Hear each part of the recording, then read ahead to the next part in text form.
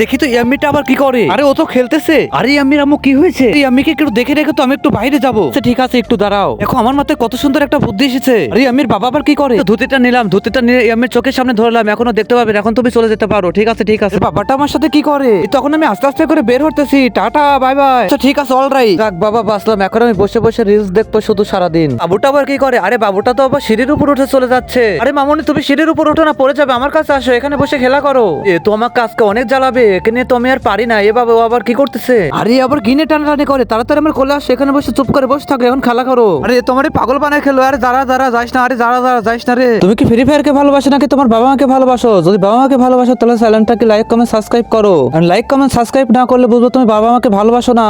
আর 1 কে 2 comment করে জানাও। আরে দেখতেছি তো আমার জীবন তামা তামা করে ফেলবে একদম। আরে বাবা আমার কোমরের অবস্থা 12টা বাজিয়ে ফেলেছে। আরে দেখি তো ইয়ামির আম্মু আসলো নাকি? যাই ইয়ামির আম্মুকে খুঁজতে যাই। আরে ইয়ামির আম্মুকে আবার কোথায় পাবো? যাই বাসায় যাই। তো আমি অবশেষে বাড়ি ফিরলাম। ইয়ামির বাবার আবার একই অবস্থা রে বাবা। একে মনে হয় অনেক জ্বালিয়েছে সে। দেখি তো আমার বাবুটা কি করে? আরে আমার বাবুটা তো খেলা করতেছে। তার কাছে ছোট ভাই বোন আছে কমেন্টে জানাও।